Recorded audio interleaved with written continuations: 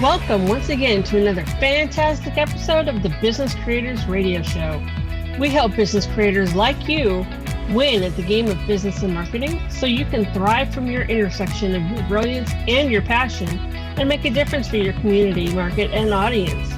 Please take a moment and visit our website, www.businesscreatorsradioshow.com. You'll find hundreds of episodes covering a breadth and depth of topics relevant to you as a business creator, and links to subscribe via your favorite network so you get fresh episodes delivered straight to you. And now, here's today's episode. Let's get started. My name is Adam Homey. I'm your host, and I am honored once again by your wise decision to tune in and invest in yourself today. The Business Creators Radio Show takes you to those places where you have those mastermind meetings and aha moments that can change your life, or at least bring you a little bit closer to serving from your intersection of your brilliance and your passion. We go to the field where these things happen. And today, we're actually in my sumptuous living room here in beautiful Las Vegas, known to some as the hottest city in America. I'm here with my production assistant, Princess Stella Juliana. For those of you who are new to the show, she is a domestic short-hair black cat, and she is purring like a diesel engine. She must be very excited about what we're going to be discussing today, as am I. It is going to be about digital marketing. It's going to be kind of a round-robin conversation. We're going to touch on a few interesting points and a few innovations that our guest has pulled together. So this is going to be interesting, and he comes at it from a little bit of a different angle than some of the folks that we have interviewed on this topic before. So get out your pad of paper and 2 pens. We have a few listeners suggested questions as well, and a couple of things that are on my mind. But let me tell you about this guy. His name is David Sommerfleck. He is a digital marketing executive with 20 plus years experience working for marketing and advertising agencies, where he served as digital marketing project manager, helping guide multi-million-dollar brands toward increased profitability. David was also a certified small business mentor for 10 years through the US SBA, that's Small Business Administration, where he advised hundreds of small business owners, nonprofit administrations, and senior staff and startups and how to grow their business quicker and easier. Additionally, David was trained in political campaign marketing called messaging by a consortium of the White House Project, the Colorado Department of Education, the Center for Progressive Leadership, and later went on to advise several political campaigns. David's written for AOL Time Warner, spoken to a standing room only audience at Microsoft, taught social media marketing at Johnson & Wales University, taught workshops for WordPress, and is the author of The Road to Digital Marketing Profits, available through Amazon, Walmart, Barnes & Noble, and Books A Million. And in the latest news, he is now a guest on the Business Creators Radio Show. David Sommerfleck, come on in. The weather's fine. Thank you. I appreciate your time, Adam. Well, I got to tell you, that bio, that's so impressive. I'm not sure I'm worthy to be in your presence, and this is my show. It actually raises a few questions, which I'm going to be excited to ask you as we go along. But aside from me reading off the official hagiography, can you tell us something in your own words about maybe an event, maybe an inspiration that has helped bring you to where you are today, serving business creators from your intersection of your brilliance and your passion? If it seems like I'm sometimes jumbling my words here a little bit, I have a cat who is headbutting me furiously right now. Well, the cat needs some attention. She's getting it. Clearly. I enjoy, presenting. I enjoy lecturing, teaching workshops, teaching boot camps. And I get really, really animated and fired up when I do it because I believe in what I'm saying wholeheartedly. I'll never forget, there was a pivotal moment for me when I was an adjunct English instructor at a college. And for those who don't know what that means, it basically means you're a part-time college or university instructor. That's what adjunct means. You're just there part-time. And so anyway, I was really nervous about teaching at the college level. I had never done it before. And so I had a mentor who was a doctorate level college professor, much higher ranking. I just have a BA. And I was really nervous. And he said, look, come in and fill in for me a few days, and I could sit in the back of the classroom and grade papers while you do it. It's great for me. I got, free labor taking over for me. And I could just sit there and grade papers and, while you do my job for me, and you can see. And if you get nervous, don't worry, I'm in the back of the classroom. And I remember him saying, you're nervous because you think they're going to know so much more. They're going to be familiar with everything that you're saying. They're going to question you and debate you, and you better stand your ground and all of that. And he said, it's not that at all. And so I did it. And sure enough, he was right. And I found that by focusing in on the material, the outline that I had, the syllabus, the work that he wanted me to discuss, and getting legitimately excited about what I was there to teach, well, then you don't get nervous. I didn't have to sit there and visualize them sitting in their jammies or whatever. None of that. You just get really fired up about what you're discussing, and you really believe it.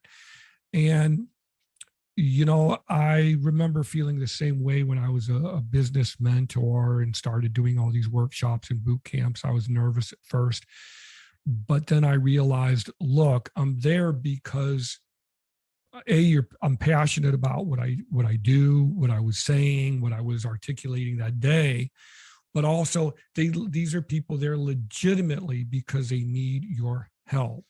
They're there because they value what an expert should have to say. And I remember, I always had that whole imposter syndrome, I think they call it, the imposter syndrome. And I remember feeling bad about it and not thinking, well, what do I have to say to these are business owners and everything.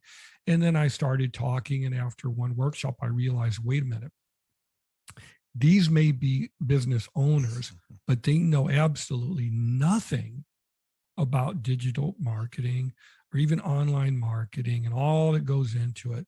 They know nothing. And some of them could be very nice people, some of them not so nice, some of them, are in charge or used to being in charge, and rightfully so. But I realized, hey, as long as I stay in my lane, which is this topic, I've got nothing to feel bad about. And after doing it for like 20 years, I've really felt that, hey, I am perfectly qualified to be a mentor. I've paid my dues. I've been through hell and back with every kind of client, every kind of situation, every kind of business that anyone could ever imagine.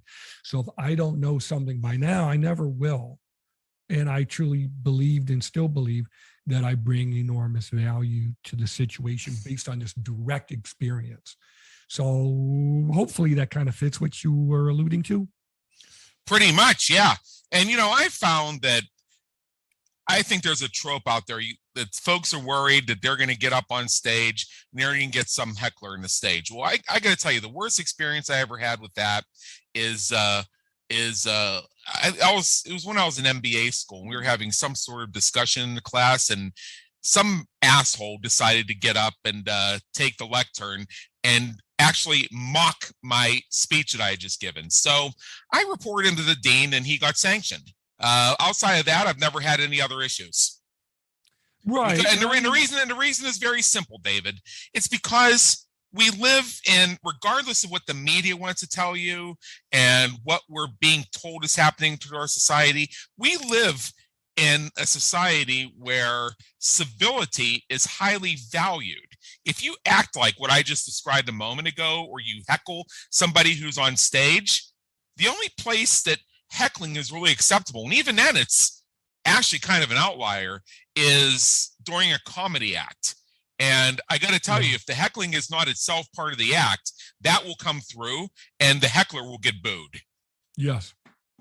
Yeah, no, it's very true. I've actually been to comedy clubs where, if you've ever been to a comedy club, if you sit in the front aisle, you're going to probably, you could be getting a few comments from the comedian up on stage. So you have to have thick skin. Right. And I used to love going to comedy clubs with my wife, and I've been up, had a few comedians, rip into you or whatever, and you've got to be very cool and nonchalant about it. And yeah. And like I said, after being in digital marketing for 20 odd years and also working as a freelancer in between for myself, and then being a mentor for 10 years through all these different nonprofit organizations that I volunteered through, after a while, you get that confidence. I believe in being humble and be close to the earth, be respectful of people if you can, treat others as you want to be treated. But also by the same token, come to realize, hey, after 20 years, if that's not an expert, I don't know what is. You should have something of value to say. Right. I'm totally with you on that. So one of the things I'm curious about is you have a background in working with political campaigns. Yes. And I'm very curious about something you can share with us, in addition to anything else you want to share, about what we can learn from political marketing that we can apply to business marketing. There are some crossovers, but I want to ask an actual expert rather than a speculator, and that's why I have you here. Are you kidding me? You can learn everything from these guys. It's really no different. I mean, it's a little different from advising, a typical small business, but it's extremely similar.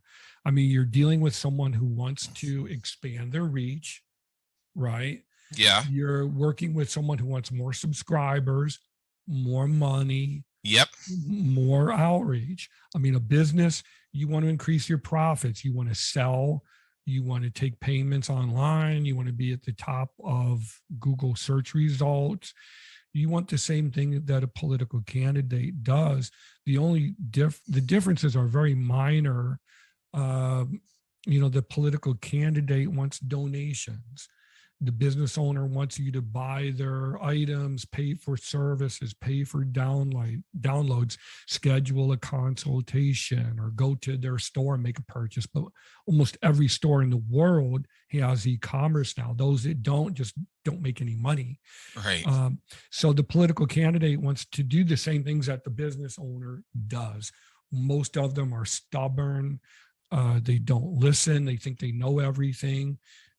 Just like the business owner. Oh, I can't help it. I can't help but chuckle, and I mean it benevolently.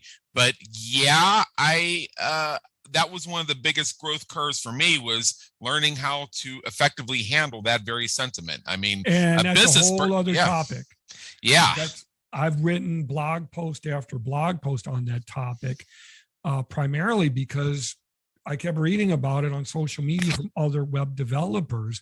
For a while, I even had my own course, but I just got tired of doing it. It's just depressing. Yeah. But there's actually a psychological component to why small business owners, why political candidates are resistant to this change.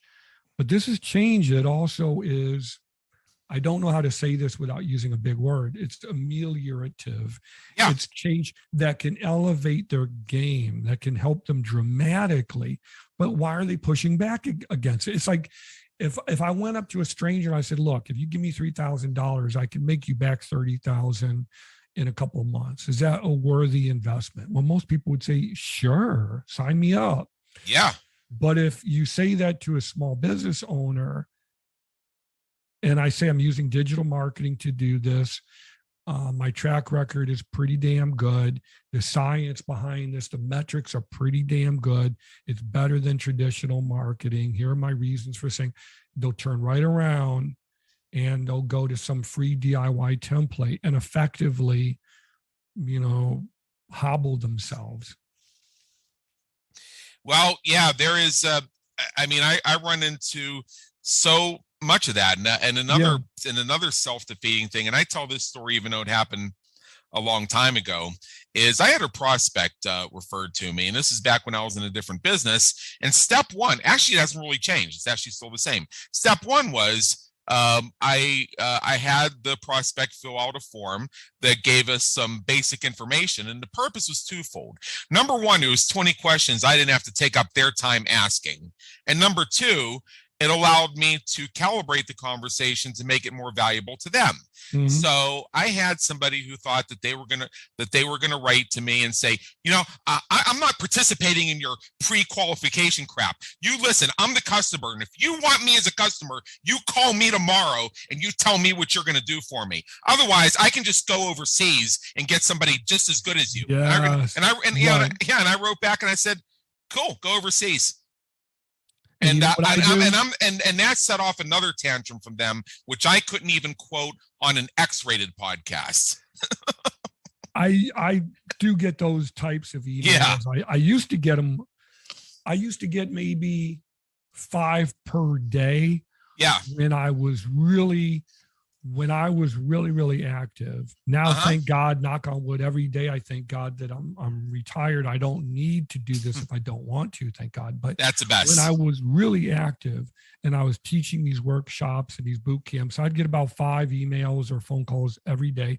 And for a brief period of time, I was number 1 in Google for web design in the greater Denver area, where I outranked big mega corporate marketing agencies. I could get into that too if you want. And I was getting all of these responses. And when I would get emails or I would get phone calls like that and emails. And the emails I would just delete. Yeah. Because after a while, it's very draining emotionally to debate what should be common sense with someone. Right. What I found is if you have a simple process that's set up to streamline your intake and make it more valuable for the person you're trying to take in, which was really what I was looking to do. I was looking to shorten the amount of time they had to spend making their decision. I was trying to make it easy for them one way or the other. But I found that I only had a few regrets about when I was in that line of business, and every single one of them is when I showed any flexibility on that point or even allowed them to comment on it. Right. My process is to screen for fit. Then we discuss how I work, which is you train the client and what are the components to digital marketing, how I deliver value. I send them a workbook. Usually I know they're not going to read the workbook, so we go over it anyway. That's part of the whole onboarding process. We go over my contract once I determine that they're serious and can afford me, but they also want results that are important to them. Once we get to that point, and you do charge at some point during that. But you have to screen for fit and seriousness, and then you determine if they really have the infrastructure to be able to afford the outcomes that they say they want. Yeah. So if you have a hobby, then you're not ready for digital marketing. You're not ready even for a generic template, because if it's a hobby that you just do for shits and giggles, then it's really not appropriate to be thinking about Facebook ads and getting a website, 'cause it's just something you do for fun. What do you do if you start getting 5 phone calls or 5 emails per day? Oh yeah. More than you want. I've had that happen. I've had that happen with nonprofits and some local small business owners and the local handyman. And they start getting 20, 30, 40 phone calls or emails a day. And I had one guy freak out and just, called me and just said, take down my website. And I said, why? What's wrong? He said, well, I'm getting all these phone calls and all these emails. I can't keep my job at Home Depot and take on all these clients. And I said, yeah, but that's what you hired me to do. You're trying to make a positive change in your life so you don't have to work for someone else. They're calling you. They want to work with you. Do it. And it was just too much for them mentally or emotionally. So I just said, all right, if you're sure you really want to do this. And he said, yeah, just delete everything. So I said, all right, I'll take screenshots. I'll take a video. I'll run a backup of the site, and, sorry that we did this. And I had the same thing happen for a couple of nonprofit organizations too, where they started getting all these phone calls and emails, and people want to work with them and they don't know what to do. So what do you do? You know, I want to focus on the success in the businesses out there listening who you're ready to scale. They want accelerated growth. They want to expand into new markets. They want to ignite change in their lives. That's who gets me excited. That's who I want to hit a home run for. If you're not committed, if you're not ready to scale, if you're just not sure if a couple of $1,000s is worth it, then I love you, I bless you, but I also release you and wish you well on your journey. But we're not a good fit. We're not an ideal pairing, you know? Right. And, you know, I do feel sorry for some of those folks who actually get too much of a good thing. And I know how to find them very quickly. They go to all the small business events. They go to all the meetup groups. They're looking for a small business mentor, and I can hold their hand and tell them what to do and even tell them how to do it. And 99% of the time they won't do it, but it's that 1% that will, that just knocks a home run out there. And you're like, oh my God, this is incredible. That's why you keep going. Yeah. And it's why you keep speaking at these networking events, and you go to the ones when you're able to do so, even though it's going to be the same people over and over and over again. It's that 1 out of 100 that more than makes up for the other 99. Yeah. That's why you do it. And, you know, I have seen in my own life and my own experience what it feels like to have leads you can't even respond to. And I know what it feels like to be at that point where you're growing your business. You are in a position where you can't yet afford to outsource most of the work, so you're actually doing it. But then you get to that critical mass point where you're swamped. But if you just get a couple more, you're going to cross that Rubicon into being able to easily fund and profit from a properly leveraged business. But that's where people get stuck, right there, because that's where it's hardest. And that's a really good place to be when you're rolling out customers or clients like cookie dough. But you also have to learn, if you don't know, you have to learn how to stagger that. If you're a consultant or, you know, a consultant service provider, like a digital marketer, you have to stagger the client. So you say, well, look, I can only work with maybe 2 or 3 per quarter. Yeah, that's depending on, you know, your infrastructure. For me, I like to do everything myself. So, you know, hey, 1 or 2 per quarter, it depends on the job.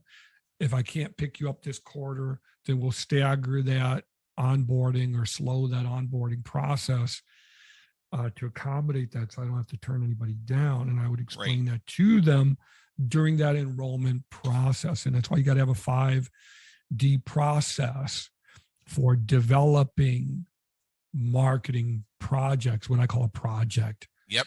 The customer or the business owner might see it as just a website, but a website with no SEO, with no e-commerce, with no content, with no branding is nothing. It's just pearls to swine, like that expression. Exactly. It doesn't do you any good. It's like a stack of business cards, but no bodies to give them to and no interest. Right. Well, we'll get to 5D in just a moment. But one thing I want to ask you, first of all, I want to, make sure I clarified something. There's a point of critical mass where you're so swamped that it's difficult for you to even respond to inquiries about business. But yet at the same time, if you could just close 1 or 2 more, you're going to cross that line to the point where you're going to have enough revenue that your life actually gets easier because you can outsource to high quality people and also enjoy levels of profitability, which really sets off your ability to grow. And that's where a lot of folks get stuck. And I myself have gotten trapped there a couple times. So in light of all that, here's a question I want to ask. Do you think part of the reason so many entrepreneurs kind of flub it there or find themselves backing off is because of how they were raised? You still there? I'm right here. Okay. Yeah. So what was the question? You want to know why do business owners back off? Why do they back off? Why do they not do that final push that could get them there? And the follow-up question to that is, do you think it has something to do with how they were raised? Of course. Yeah. Of course. There's different reasons for that depending on the person or the organization. It could be an organizational issue where the right hand doesn't know what the left hand is doing. Right. It could be the individual, how they were brought up, the whole poverty mentality. And if there's a topic you want to touch on, just ask me. But I've had companies contact me multiple times, like 5 or 6 times over the course of multiple months. And I remember responding with, hey, whatever you want to know, I'm happy to tell you. But after a while, it becomes a question of what's going on here. If you're emailing me questions about how to budget for digital marketing, the importance of SEO, what is branding, how does it work, content marketing, how does it work, all of these questions, on and on. How are my prices estimated, my budgets, how are budgets with digital marketing estimated or set? And I answer 4 or 5 of these questions. At some point, it's time to make a decision. Yeah. And if there's no decision after, however, 3 or 4 conversations by email, certainly if you do 1 or 2 Zoom calls and there's still no decision after that, in all likelihood, there never will be. So, or it's going to be back to the Wix, Weebly, SquarePants, or whatever the DIY template builder, whatever the template builder of the month is, that's what they're going to go to. And if they're never number 1 in Google, they'll never know anyway. So it becomes a point of diminishing returns. There is no reason for me to keep talking to someone who is either doesn't believe in digital marketing, doesn't grasp the concepts, is addicted to a poverty mentality, or the organization is just so chaotic that you really can't help them. So in any of those scenarios, I'm older now, so I just say, God bless you. I really wish you all the best. But for those reasons, I'm out. I don't think we're a good fit. I don't think we're a love connection. Go ahead and go to Wix or Weebly or Blogger or Hotspot or whatever the hell you want to use. Hotspot. I don't know. Go get your generic template, and they're never going to be, on the first page of Google, but they're by the same token, they won't know and they won't care. Right. And more than likely or not, they'll be gone within 2 or 3 years. Statistically, the majority of most startups and businesses are going to be gone within 2.5 to 3 years statistically. And this is not my opinion. This is based on actual market research. And it is based on my experience too, after 20 plus years. I can't tell you how many hundreds and hundreds of businesses I consulted with.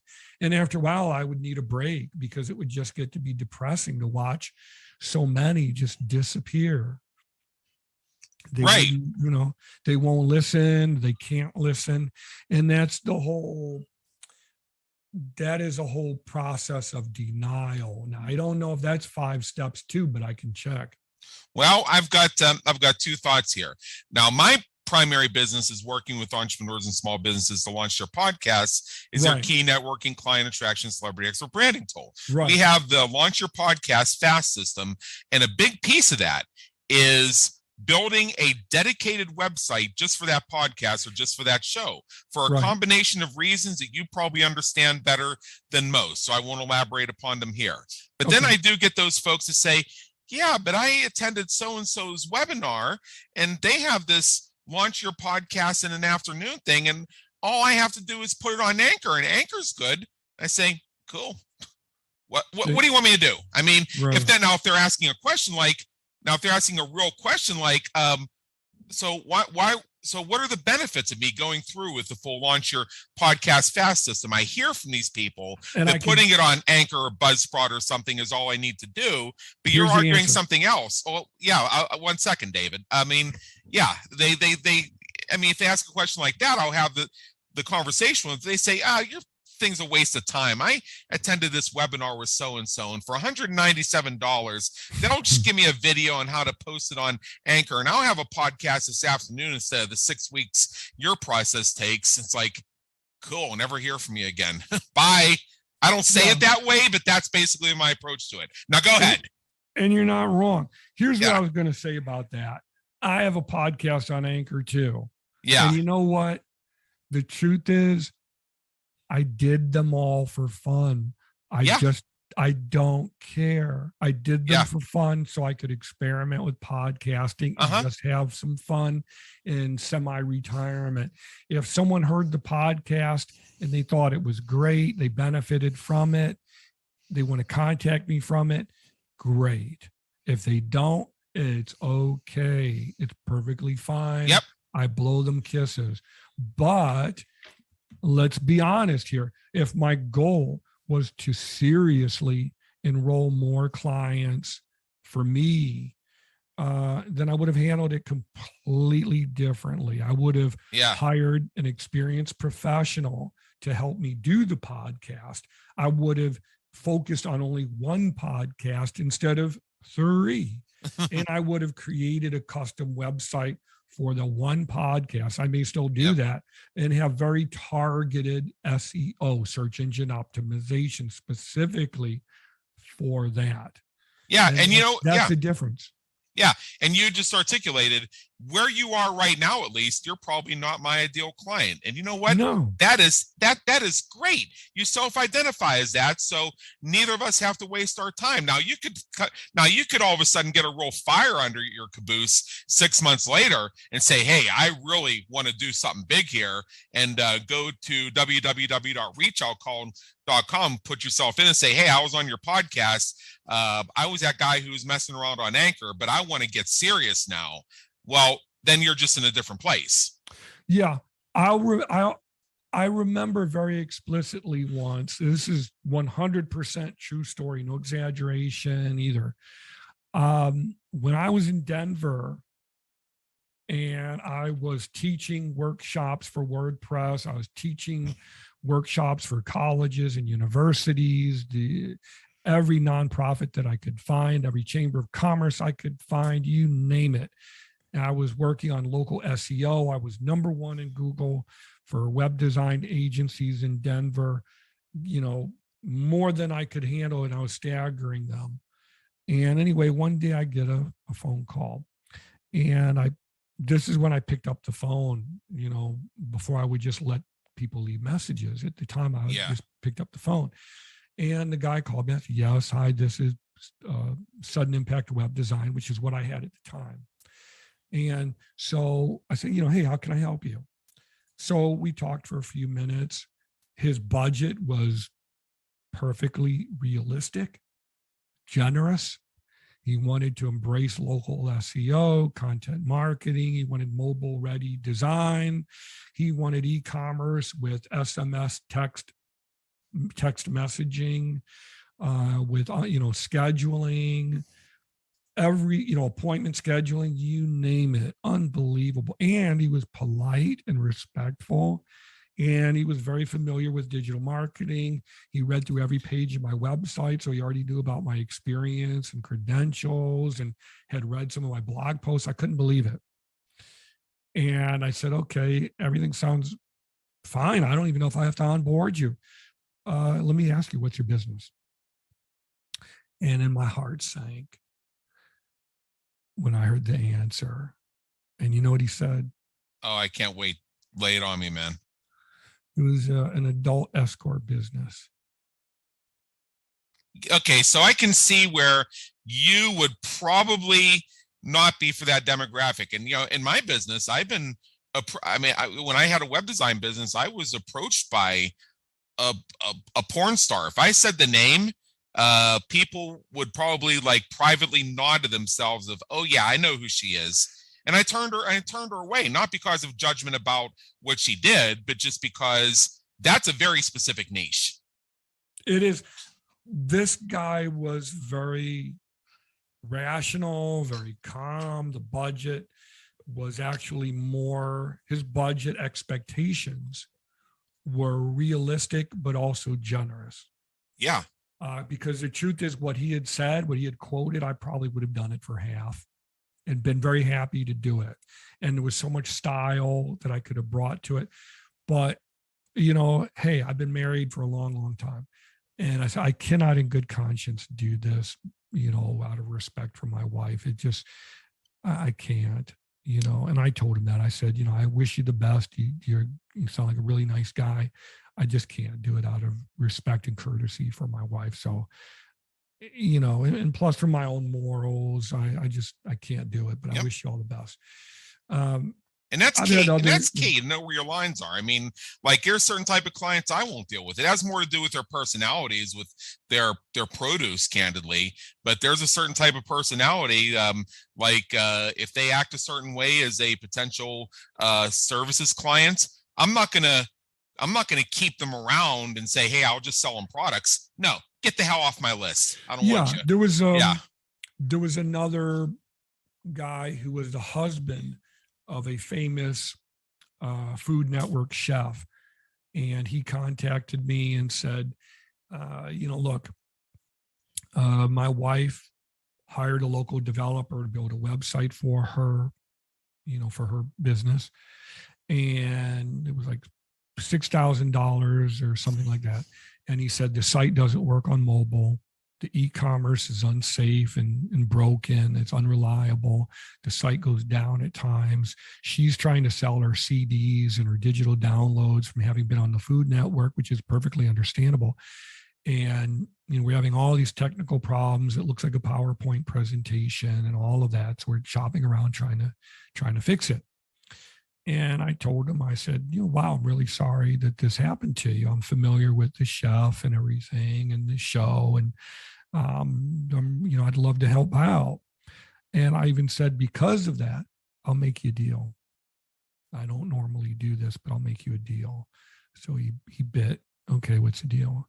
I said, look, for half of that, right now, I'll recreate the website, make it completely mobile responsive, perfectly safe, make sure the e-commerce works perfectly, because you already have a lot of the content already written out. It's a public figure, so it's really easy to do the SEO for nationally known, internationally known celebrity shop, really easy. I'll do it for half. Just give me great references and, talk about me on social media and everything as well. And the guy was like, wow, it's way too much, man. And I just said, all right, well, have a nice day, sir. It happens. Yeah. And, a phenomenon I think that most of us have run into is you have that prospect you think something's going really well with, then they just disappear. Mm-hmm. But then they come back to you 6 months later and tell you all about how they hired your direct competitor who charged twice as much as you were going to, and then their competitor left them high and dry or didn't give them the results. And they say, "Hey, can you still help me?" But because I lost all my money, I was wondering if you could do it for like a third. And I remember I told this story to my coach at the time. My coach gave me the answer to that, which is very simple, which is to tell them that, no, I'm not going to take a discount to make up for what my competitor did to you. Right. And that's due to what I call the 5 stages of denial. Yeah. That's documented from Dr. Elizabeth Kubler-Ross, not me. That's the 5 stages of denial. Yeah. And that's what I think not all business owners go through this, but I think business owners who aren't doing as well as they want to do or should do, they go through the 5 stages of denial. And I never really realized until I was reading the work of Dr. Kubler-Ross. I didn't really realize it, but I remember reading it and thinking, oh my God, this is actually what I've been seeing in these business owners, these startups, these nonprofits, these people who want mentors, but it's related to digital marketing. So it's not the same as losing a loved one, of course, but they're going through the same 5 stages. And so I wrote a blog post on that, and I show it to freelancers all the time. The 5 stages of denial. I like this. So I can go into it whenever you want. Okay, so we have just enough time here. because I want to get into two things with you before we wrap up in about 15 minutes. One of which is the I'm stage. ready to go all day long. Oh, me too. We might have to have you back in a few months, but there's two I wish things you would. I'm having a ball. Yeah, I think we're going to have you back. But here's the thing. There's two things I want to get into here if we have time. The 5 stages of denial. And I mentioned earlier, I put a bookmark in and I said, we're going to come back to it, the 5D process. So let's start with the 5 stages of denial since we're there. Okay. Number 1, you want me to just jump in? Please go. Okay. Number 1 is what I call denial. And that's where they basically, and again, here we're talking about a struggling or failing business owner, entrepreneur, service provider, whatever you want to say, nonprofit, whatever. They're all the same, really. Number 1 is denial. And that's where they're saying, hey, everything's great. They embrace what I call DIY, do-it-yourself solutions. They're not receptive to feedback. I don't need your help. I can do everything myself for free. Okay, that's number 1. Number 2 is anger. They're pissed off at a lack of progress. They blame external factors, that no good template installer or this hack so-and-so I hired. Yeah, but you also wanted somebody who was super cheap, or everything has to be free. So they're frustrated with the lack of progress. They blame external factors. They resent change or input. I don't need a website. Why should I have to have a website? It's not right. Number 3 is depression, where they're unwilling to make changes. They figure, what's the point? They're unwilling to engage. Hey, I could really help you. I'd love to see you succeed if you just do these things. The 4th step is bargaining. Solutions must be free or cheap, or I can't go, hey, I can't budget $3,000. That's just way too much. But I could spend $5 or $10 a day at Starbucks, or eating out every other meal, or go on a trip and go get hammered or whatever. But I don't have $3,000 to invest if it means making back 30 grand a couple months later. I can't get on a payment plan or anything like that. It's just not realistic, So bargaining, solutions must be free or cheap, or very unrealistically low budget, even after you explain it to them. They're seeking amateur quick fixes. They question known industry norms. The final 5th stage is acceptance. Okay, I give up. I'm ready to find solutions. I'm ready to listen to logic and reason. I'm willing to plan long term. I believe in cause and effect. I understand that. I'm open to budgeting for accelerated growth. I want to learn more. Yeah. I love those. And I also look at external factors. What was holding me back for a long time mentally was I was stuck in this vortex. And I think a lot of entrepreneurs know what I'm talking about. The credit card debt you ran up during the previous recession, you still haven't paid off. And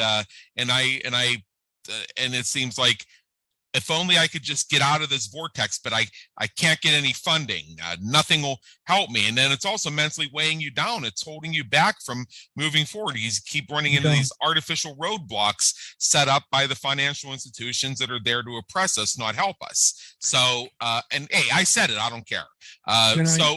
So I went to, so I mentioned this to my coach one day, and he said, well, just keep making minimum payments on the credit cards. And I said, I've been doing that for 7 fucking years, and I haven't made a dent. And I said it just like that. Well, the answer was I found a private funder who loaned the business $15,000. And that broke me out of the vortex, and that opened up the floodgates. So sometimes, in addition to the 5 stages of grief, I bring this up for this reason, is there may be some other psychological factor that you're just not seeing in the moment. Yeah. That it's there. And part of the reason I was stuck in that financial vortex is I didn't like how things were going, so I wouldn't look at my bank accounts. Well, one of the ways I fixed that is I look at my bank accounts every single day. If things are looking good, it motivates me. If things are looking bad, it motivates me. Yeah. Because I've learned how to channel the energy either way. Yeah. there's no better motivator than where the rubber meets the road. I mean, Yeah. I remember when we were in Denver, and I don't remember how it happened, but something happened where I had a client who wouldn't give me the content I needed by a specific date. Oh, And now I was in between agency jobs at the time. So it took me a couple of years to learn how to apply the structure and processes of marketing agencies to working as an individual, remote, home-based, freelancer, which I don't really like that term, so I should stop using it. But I worked as an independent consultant in between, working at marketing agencies as a project manager. So it took me a couple of years to learn how to apply the structure and processes of the marketing agency project development to working as an individual without anybody to outsource it to. And honestly, not needing anybody to outsource it to. I just didn't know it. And so anyway, I remember being at a point and I didn't know if we were going to be able to pay the mortgage that month. Oh, yeah. We've been there. Go ahead. I just said that. Can I use an expletive? I guess I already did, didn't I? Well, yeah, you can. Yeah, that shit's got to stop. Yeah, that shit's got to stop. Because I made a promise to my wife a long time ago.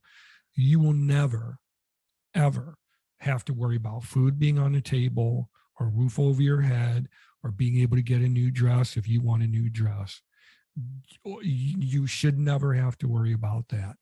And this was a long time ago, but I learned a lot from that, believe me. And after that happened, I never experienced it again. I made damn sure whoever I worked with that I screened them for fit. I onboarded them. I trained them in how I work and how to understand value and project development, which is the 5 stages of project development. I learned to do all of that and explain it to them before we would begin working, to go over the contract, sign it, date it, go over it, so they all understand. We have weekly meetings during project development so they can't disappear, ghost you, get 75% down so they don't, if they disappear, I don't care. All of these things I learned because of that one experience. Yeah. And that's how I came up with the 5 stages of project development and being able to explain it to someone. But after that happens one time, you learn, hey, that's not going to work. That's non-negotiable. That's non-negotiable. It may be okay for the client to act crazy and wig out or whatever in their own personal lives, but not with me. And that's the thing. They would never do that at going to a doctor or working with a mechanic or an electrician or a locksmith or any other service provider. So the web developer, the digital marketer should be held in the same regard as the electrician, the plumber, the lawyer, the accountant, and any other service provider. We need to have structures in place to work with our clients and deliver results, just like all these other service providers do. And until you have that, you have bad experiences. And until the business owner on the other side, until they have it and they present themselves professionally online and offline, they have drama too. So it taught me a lot, that experience. Right. Yeah. And one of the things I learned from my experience I told you about 5 minutes ago is when you identify a problem, focus on it and fix it. So the idea of I'll just keep making minimum payments on my credit cards, that was no longer acceptable because that was causing the problem. I don't care about the entrepreneurial literature about it. The fact that I had such a high percentage of utilization of revolving credit was screwing me over every which way but loose. Right. That had to stop. That had to stop. So I fixed it, and it opened up the floodgates. So sometimes there's a problem. You fix it as fast as you can. Right. And that opens up the other things. And it's not up to other people to decide what your priorities should be in all cases. Yeah, I'll just make minimum payments on my credit cards and focus on boosting revenue. Yeah, I tried it for 7 years and kept getting screwed over by the credit card problem in my attempts to raise revenue. And I think a lot of entrepreneurs know exactly what I'm talking about. Yeah, you can't do that. You always have to pay above that anyway. Otherwise, you're kicking the can down the road financially. Yeah. And in every other way, you're just paying on the base. You're paying these maintenance fees and everything else. Yeah, credit card debt is a trap. When I started Sudden Impact Web Design, which was my first digital marketing agency, I remember I went to a credit union and I took out a loan. It was a very small loan, actually. Yeah. Thank God. At the time, I thought I needed more, but the credit union said, "No, you don't need that. You don't need that much. You think you do, but you don't." And so I took what I could get from the credit union and just hustled like crazy. And after a while, I learned to hustle smarter and not harder. And I started getting more and more traction. The more methodical you are, the more you think before you leap, the more you see causation. That's where you start getting the results. Yeah, precisely. So in the time we have left, we got to pivot here. The Sure. 5D process, what it means, how it's used. Okay.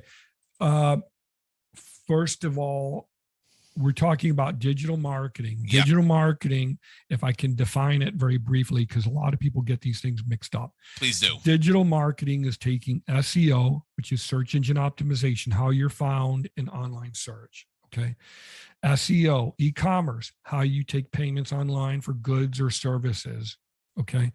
So you're taking SEO, e-commerce, content marketing, branding, website security, hosting, backups, everything, every aspect of marketing, web design, SEO, e-commerce, everything together as a whole is considered digital marketing. So that's what I mean when I say digital marketing. So that's why I use that term, because I mean using every tool at your disposal holistically, okay? So for project development, moving a project along at an expeditious pace or rapid pace, I use a 5D process. And I use D because my name's David and it's branding. So number one is you define the client needs, the business objectives. This usually means 1 to 3 structured phone, video, or in-person conversations to find out if the client's stated goals align with how me, the digital marketer, works in the type of work that we do. So, for example, I'm not going to build a beautiful digital marketing project for a porn shop, or I will do it for a pawn shop, but not a porn shop. Sure. So that's number one, is define. That takes 1 to 3 weeks. It should never take more than that. Right. It doesn't need to. Number 2 is discovery. That should be 3 to 6 weeks. Should never take more than that. In the second phase, we form a marketing plan based on the client's input and discussion. We put together, what does success look like for this project based on what the client says they want. We look at national and local competitors. We look at the demographics. What are your competitors doing that you're not doing that you could learn by their example? How can you compete with them? What should your SEO be? What are the industry norms for your industry? That type of thing. So that's discovery, step number 2, weeks 3 through 6. Number 3 is development. That should be another 3 weeks. It never should take more than that. Okay. That's where you begin building out custom marketing assets, designs, logo, content, figuring out, what are we going to put? What kind of free giveaways are we going to offer subscribers? Deliverables based on the input that the client has already provided. And we reinforce that through our own experience.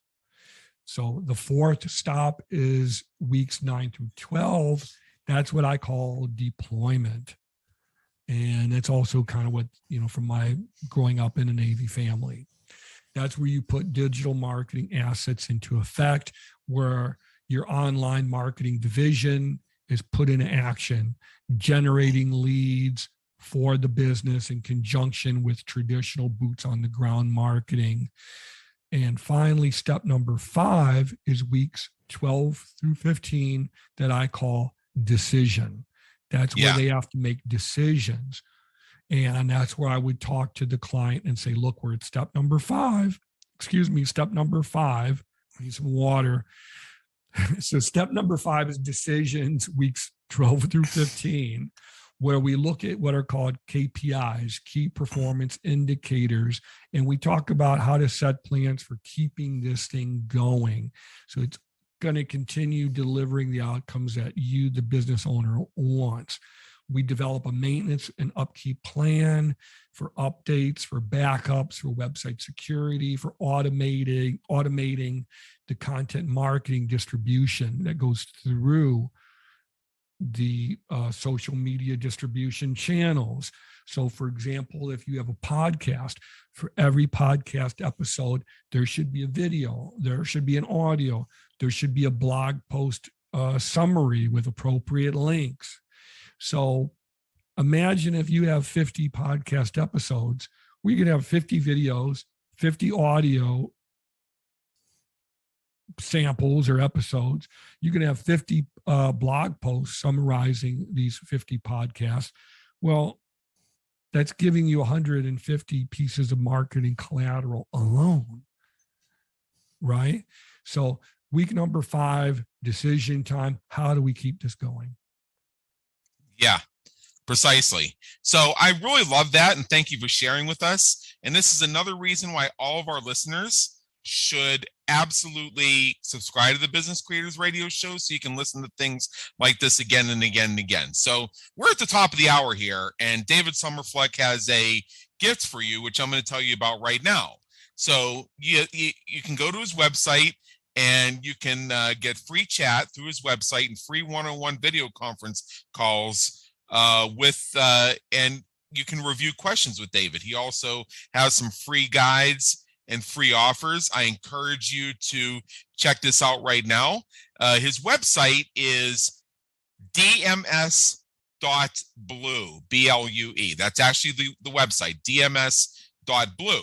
And in order to access these resources, go to digital-marketing-free-resources after dms.blue /.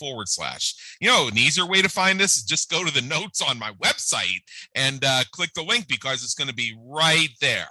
You're going to find case studies. You're going to find the opportunity to connect with David. You're going to find information about SEO basics, how to up-level your digital marketing. Seriously, it's a gold mine.